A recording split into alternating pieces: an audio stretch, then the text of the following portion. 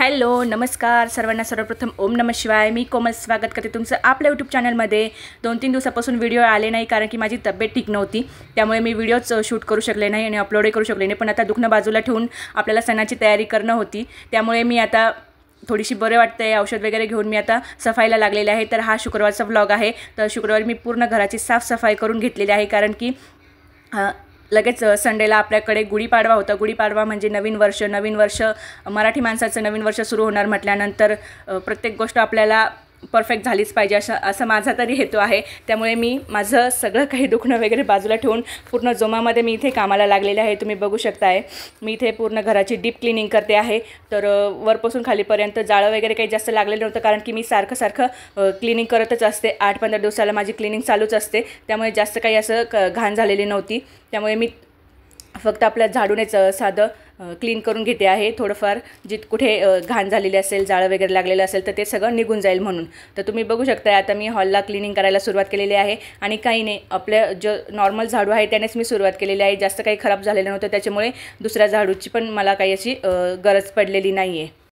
आपल्या हिंदू संस्कृतीमधील सर्वात पहिला सण म्हणजे गुढीपाडवा। सर्वात महत्त्वाचं म्हणजे महाराष्ट्रात शालिवाहन शके पद्धत वापरतात, म्हणूनच वर्षारंभाला गुढीपाडवा हा सण 4 मुहूर्तापैकी एक मानला जातो। गुढीपाडवा हा शब्द 2 शब्दांनी बनलेला आहे असे मानले जाते। गुढी म्हणजे स्वातंत्र्याचा ध्वज आणि पाडवा म्हणजे विजयाचा ध्वज म्हणजेच विजयध्वज। याच दिवशी ब्रह्मदेवाने सृष्टीची निर्मिती केली होती। प्रभू श्रीरामांनी याच दिवशी त्यांचा वनवास पूर्ण केला होता, म्हणजेच रावणाचा वध करून ते 14 वर्षाचा त्यांचा वनवास पूर्ण करून ते अयोध्या नगरीमध्ये वापस आले होते आणि त्याच वेळी लोकांनी गुढी तोरणं वगैरे लावून प्रभू श्रीरामांचं स्वागत केलं होतं। म्हणून देखील आपल्याकडे गुढीपाडवा हा सण साजरा केला जातो आणि आनंद उत्सव देखील साजरा केला जातो। गुढी म्हणजे शालिवाहन राजाचा विजयध्वजसुद्धा मानला जातो, त्यामुळे आपण गुढीपाडवा हा सण साजरा करायलाच पाहिजे। आता येऊया आपण आपल्या व्हिडिओकडे। तर चला, तुम्ही बघू शकताय घरात म्हणजे 3च जण राहतात, पण किती सारं काम पडलेलं असतं, किती सारे धूळ येते आणि जिथे तिथे सारखं बांधकाम चालू असल्यामुळे किती धूळ येते, कुठून येते ही काही कळतच नाही। तरी पण दरवाजा वगैरे कंटिन्यू बंद असतो, पण धूळ येतच असते। पण आता काय करणार, आपल्याला सफाई तर करावीच लागणार आहे। तर तुम्ही बघू शकताय मी आता इथे ओल्या कपड्याने, त्यानंतर थोडंसं आपला कोरड्या सुक्या कपड्याने मी सगळं क्लीन करून घेते आहे। स्विच बोर्ड वगैरे, दरवाजा ते मी सगळं छान क्लीन करून घेतलेलं आहे। माझं खालचंही झाडझूड झालेली आहे, तुम्ही बघू शकताय अजूनही चालूच आहे। त्यानंतर मी बाहेरची पण बऱ्यापैकी सफाई करून घेतलेली आहे। म्हणजे बाहेरची सफाई करण्यासाठी येतात, पण आपल्या दारापुढचं आपलं जे धूळ झालेली आहे, घाण झालेली आहे, ते मी कंटिन्यू करूनच घेत असते कारण की ते लोक खूप उशिरा येतात सफाई करण्यासाठी। आणि आता मला सकाळी पटकन आवरून घ्यायचं होतं, त्यानंतर रांगोळी वगैरे काढायची होती। त्यानंतर मी माझे सगळे दरवाजाचे तोरण वगैरे, त्यानंतर घरात लावलेले तोरण वगैरे सगळे काढून घेतले। ते सुद्धा मी आता स्वच्छ पाण्याने धुवून घेणार आहे, जेणेकरून मला ते लगेच सुकले की लावून देता येईल। आणि आपले जे झाडं आहे, झाडांचे सुद्धा मी अशा प्रकारे क्लिनिंग करतच असते कारण की त्याच्यावरती सुद्धा इतकी धूळ बसते आणि किती आपण पाण्याचा स्प्रे मारला, किती त्याला स्वच्छ केलं तरी पण, धुवून काढले तरी पण ते लगेच थोड्या वेळाने त्याच्यावरती धूळ बसल्यानंतर ते लगेच खराब होऊन जातात। त्यामुळे त्यांना कंटिन्यू अशा प्रकारे आपल्याला साफ करावंच लागत असतं। आणि मी कंटिन्यू असं म्हणजे ज्या वस्तू आपल्याला लागत नाही, ज्या गरजेच्या नसतात, त्या कंटिन्यू मी असं डिस्कार्ड करत असते।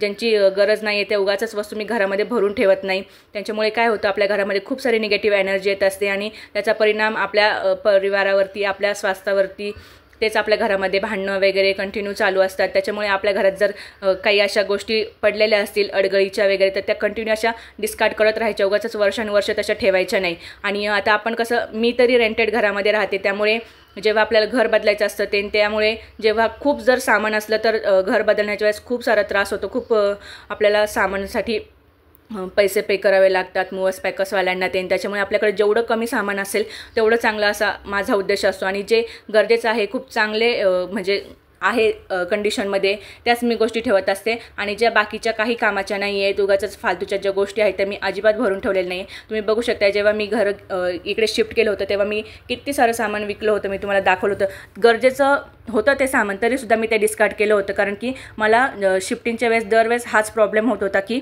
खूप सारं सामान असलं का एक तर वस्तू तुटणार, खराब होणार आणि मग त्या आपल्याला असं त्रास होणार की आपण एवढ्या महागाच्या घेतलेल्या वस्तू त्या खराब होतात, तुटतात त्याच्यामुळे मी त्या कंटिन्यू अशा डिस्कार्ड करत असते। आणि बऱ्याचशा गोष्टी मी विकल्या पण, मला नवीन दुसरं काही आता घरामध्ये घ्यायचं नाही आहे सध्या तरी, त्यामुळे मी त्या गोष्टींना विकूनच टाकलेले। आणि तुम्ही बघू शकताय बोलता बोलता तुमच्यासोबत माझी क्लिनिंग पण होत आलेली आहे। मी असं कॉलिनच्या लिक्विडने सगळे दरवाजे वगैरे जे ग्लास आहे ते पुसून घेतलेले आहे आणि माझ्या गॅलरीला हे फ्रेंच डोर आहे, तर त्याची जे ग्लास आहे ते बॅक साईडने आहे, तर मी ते सुद्धा पूर्णपणे असे व्यवस्थित पुसून घेतलेले आहे.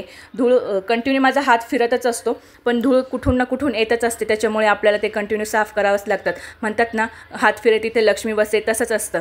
जर आपण कंटिन्यू स्वच्छता ठेवली तर आपल्या घरात लक्ष्मीचा हा वास कायमस्वरूपी राहतो. नाहीतर आपल्या घरामध्ये धूळ असते, खरकाटी भांडी पडलेली असतात बेसिंगमध्ये, कंटिन्यू इथे कपडे तिथे असं सगळं पसारा वगैरे पडलेला असला तर घरात येणाऱ्या लक्ष्मीलासुद्धा असं नाराज होते ती आणि ती वापस निघून जाते. आणि मग आपण म्हणतो आपलं आधी किती चांगलं होतं आणि आता अजिबात आपल्याकडे पैसा टिकत नाही आहे, असं नाही आहे, तसं नाही. तर हे असे छोटे छोटे कारणं असतात, छोटे छोटे शास्त्र असतात, ते आपण फॉलो करायला पाहिजे. आणि घरातली लक्ष्मी जी असते ती आपणच असतो, आणि आपणच जर असं अस्वच्छ राहिलो, हे राहिलो, घाण राहिलो, तर आपल्यालासुद्धा किती असं निगेटिव्ह आणि असं एकदम सुस्त झाल्यासारखं वाटतं.